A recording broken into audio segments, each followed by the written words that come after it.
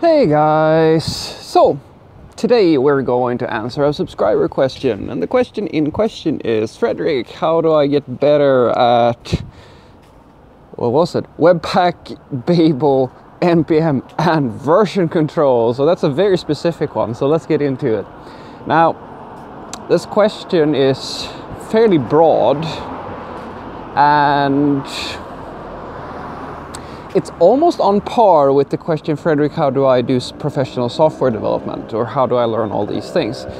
And I'm afraid, just gonna say it, I'm afraid my answer is gonna be the same answer that I would give to anybody who asks me, how do I get better at this or that? And the answer is practice. A very unsatisfying answer, isn't it? But it is true, practice. So in this scenario, this person was explaining to me that he is a beginner and basically he doesn't have the luxury of working in a professional environment or in a professional capacity. So how do you kind of figure that out if you're not working as a software engineer? Well, it still comes back to practice, guys. So when it comes to specific tools such as, well, this is a very, apart from version control, this is very, very JavaScript oriented. And the way that you can think about it is that it's not so useful for you to go in and try to learn one of these specific tools just for the sake of learning it. What I will argue is much better is to actually build real projects where you naturally get exposure to these sorts of issues.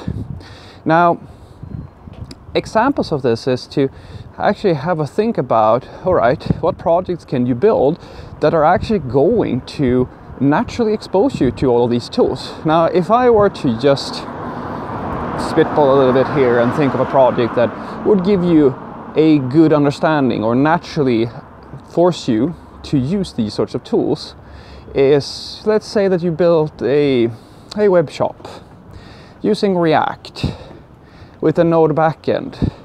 And the requirements for this web shop is that it's a bookstore and there should be a landing page where you can search, or rather the top picks of books are listed, and you have a search field where you can search for different books, and when you search you get to a result sets list with different books that matches your query, and then you can click a book, go into some type of product page for that book, get some information about it, and add it to your cart, and then proceed to the checkout page. And on the checkout page you can register your information and buy the book, or quote unquote send in a request to purchase the book.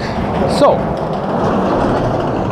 dear God, that is an example of the sort of application that you can sit down today at basically any skill level and start working towards that goal. Now, you may have absolutely no idea how to do this, and that's fine.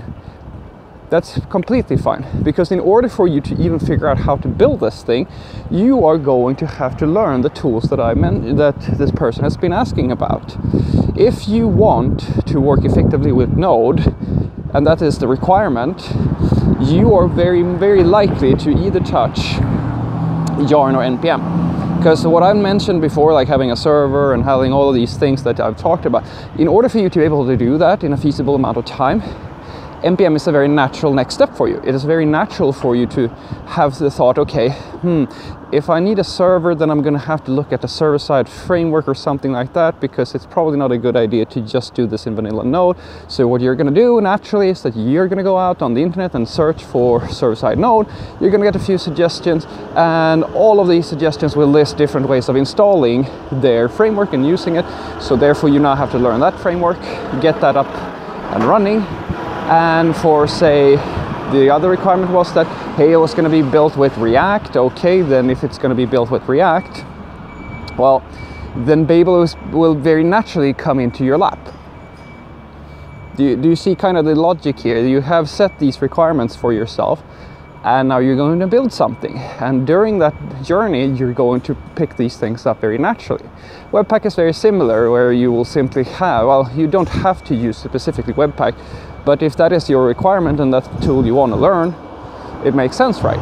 So that's for for one part of this. When it comes to version control, I can tell you that for the most part, the two main ways that people do version control today is using either Mercurial or Git. Git probably being the more popular option. It is, as far as to my knowledge, the most popular version control system there is.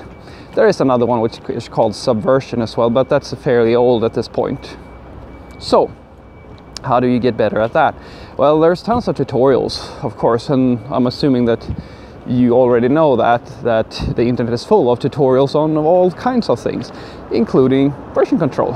So what I can give you as a tip is to start out there, and once you have the basics down, because I'm gonna be honest, Git is tricky.